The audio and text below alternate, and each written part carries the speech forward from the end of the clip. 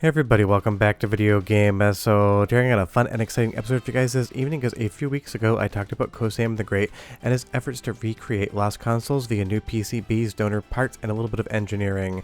And I was talking about the fact that he had a prototype Super Nintendo CD board on his workbench that was actually booting into the Super Disc BIOS. That was basically done by harvesting parts off a legacy Super Nintendo and recreating the entire PCB from scratch to make sure it was functional. It was not a finished product whatsoever, it is still in the prototype phase, but you guys absolutely love seeing stuff like that, so I figured I would follow up and talk about Cosam's Neptune board, because he just recently uploaded all of the PCB files online, which means you can print one today or send it out for print and actually attempt to create your own Sega Neptune. If you're not familiar with what the Neptune was, it was a 32X and Sega Genesis all combined into one board. If you're getting far involved though, do me a huge favor, go down below, hit like and subscribe, and ring that notification bell, definitely helps us out. And if you feel so inclined and want to support the channel, I got a Patreon link down below as well. But Cosam the Great uploaded a trailer to his YouTube talking about what he is doing and showing off this board. And he's been working on it since 2024, basically at the beginning of the year. And if you're not familiar and you've never seen these magazine articles, this is what Sega had planned back in the day before Saturn came out. A combined 32X and Sega Genesis that would play every single cartridge game, including Master System games. And trust me when I say the amount of heavy lifting involved in recreating an entire PCB to do what a team of engineers at Sega did back in the day is no small feat whatsoever. Think of it this way, Cosam the Great is one individual laying up this entire PCB themselves, trying to recreate what Sega engineers did. Now think of what it was like in the Sega offices back in the day and the teams of engineers they would have had to do this exact same thing. It's one person doing the job of an entire team, and they have been absolutely successful at it. Cosam the Great went over the prototype PCB and building it in this trailer, and if you follow him on Twitter, I will leave a link to his Twitter down below as well. You can see some of the progress on this, and it went from a prototype stage where it was hand built to more of a final design that you can actually build today, which leads me into the first question for the video. Do you want me to order a Neptune PCB and try to actually build one myself? The GitHub notes say that it's a very difficult build, but I've been soldering for a decent amount of time, and I'm sure even if I completely screw it up on camera, you'll be amused by it in some way, shape, or form. So let me know down below if it's something you want to see. And it's one of those things, this is just absolutely astonishing. The same way that FPGA cores recreate hardware in code, Cosam is recreating the hardware in actual PCB design software, and you'll see here with the case by Divisics, it looks like an absolute retail product, and that's because Divisics have gone through and basically modeled an entire Sega Neptune, so you have something to put this PCB in. You can also use it for a shell from donor boards if you want to combine a 32X and a Sega Genesis together with other mods. And honestly, it's not like we don't have many different ways to play these games. Real hardware, software emulation, Mr. FPGA, but having something like a Sega Neptune next to my television would just be so much fun. And I love the fact that in 2025 we can actually look forward to stuff like this being a possibility. And Cosam's been working on this thing since the beginning of 2024, showing all of the different iterative processes, all of the different prototype stages he's gone through, just basically talking about what it takes to actually recreate a console that never technically existed. Sure, there's some prototypes out there in the world, but this isn't something that was on a retail shelf, and honestly, it makes sense that Sega canceled it. I don't think a Neptune combining these two consoles together would have been a very big seller. It was one of those things, the 32X was a stopgap measure to get to Sega Saturn, and we obviously know it was not a success for Sega, but that doesn't matter when you're just kind of playing around with project files and bombs or building materials, trying to do what Sega couldn't do back in the day. And that's what I love about projects like this.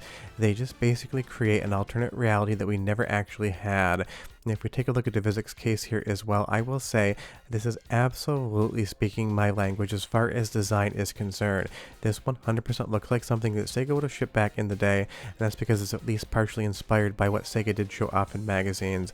And you can go over to the link below and you can actually order a case manufactured for you from the supplier here, PCB Way. And that's also just wild that in 2025 all you need to do is go online, basically upload a project or click on a maker's link, and you can have these printed circuit boards printed for you and shipped to your house. You can have different cases, 3D printing, resin printing, actually made for you, put in a box and shipped to you. 10 years ago, this would have been absolutely unimaginable that you could just pop online and order a printed circuit board the same way you could order something from Amazon. But that is just the reality we live in now. You can actually go and do this, and I love that. It just allows for these open source projects to get more traction and for more people to actually be able to enjoy them. Now, again, I get it. It's not going to be an easy build, but it is there for people. And Divisics is also working on a shell for a custom Neptune controller here, a 6-button as well, and it looks absolutely spectacular.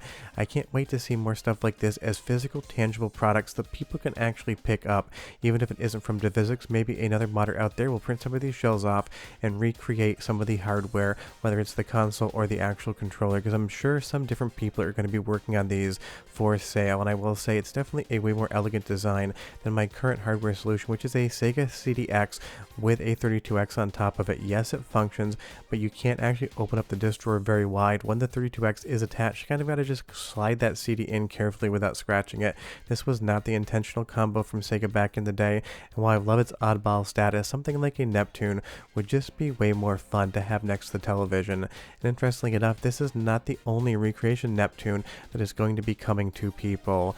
You also have Gamers Care here, which is working on an FPGA solution that's also going to be a Sega Neptune in a very similar case design. Now this is using FPGA cores versus recreating the actual PCB and putting on the donor chips from both a Genesis and a 32X, but it's really interesting to me that suddenly Neptune fever has hit retro gaming, and you have not one but two recreations of a Neptune basically being worked on at the same time, and I can't wait to see what the Neptune does as well.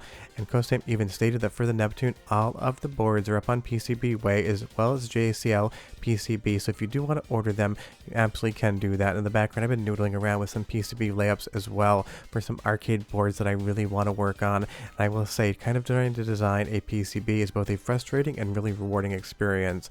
But as far as actually making these things are concerned, this is probably 9 out of 10, if not 10 out of 10 level difficulty as far as soldering is concerned. You're doing a lot of fine pitch work here. You're putting a lot of components on the board. You need to move slow, make sure you don't bridge anything, and you also have to desolder pretty much every single part off a Sega Genesis is compatible, as well as a 32X, to be able to mount them all to the board. So just think of how many different pins and parts you need to put on the back of this thing.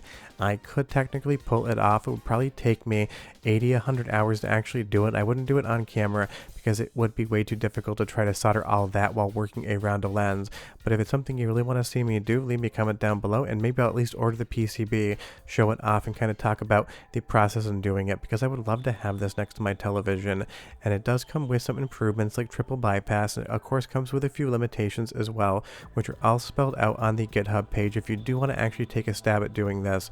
But for the most part, I assume if you have the talent and ability to do it, you'll go ahead and do it yourself. And if you actually want one of these, I'm sure modders will offer them in the future, but my assumption is going to be that they're going to be very expensive, because the amount of man hours that would go into something like this are going to be massive, and it's going to be way over the cost of any sort of combination 32X Sega Genesis you can make, even my CDX combo there. And as far as the PCB production is concerned, you do have to go through some of the details to make sure you're ordering it correctly, because there's so many different ways to lay up a PCB. And as far as the BOM or build of materials, you're talking about a metric crap ton of parts you'd have to handle. But in the end, I really don't care. I just love that something like this can actually exist. Sure, you need to find a perfectly functioning Sega Genesis and 32X, not the hardest thing in the world, and you need to test them before you dismantle them. But the idea that in 2025 you can order a case, you can order a PCB, harvest parts, install them on a new PCB, and create a Sega Genesis and Sega 32X console that never existed is basically in the realm of imaginary things you never thought were possible, but now are 100% possible. And it really makes me wonder how far Cosam is going to go with the Super Nintendo CD concept, because obviously on the Neptune side you have the entire Sega library that released back in the day to play. On something like the Super Nintendo CD, you absolutely have zero library whatsoever. So is this the type of thing that game developers and fan modders out there are going to want to make games for, or is it kind of just a project to see what you can do? Either way, I'm absolutely impressed by it, and I can't wait to see what happens next. But Cosam the Great is absolutely doing some amazing things with recreating old hardware, with Divisics making some of these case designs as well. It's just one of those things. All of a sudden, those photographs you saw in magazines back in the day might actually be able to sit in your entertainment system, hooked up to something like a RetroTrink 4K, and you could play them like they actually came out back in the day. And that is just a little bit fun fantasy world building in retro gaming, and I'm 100% there for that. So again, if you want to see me order one of the PCBs and take a shot at it, leave me a comment down below and let me know, because again, I would love to stop using my CDX 30X along with my 32X. It is the most annoying combination of hardware in the world, and I usually use Mr. FPGA versus actually using this. But I can't wait to see what else Cosam comes up with. Maybe he wants to make a 3DO M2 board just for me. All jokes aside, you can't find spare parts for that, but we'll see you next time. Bye-bye.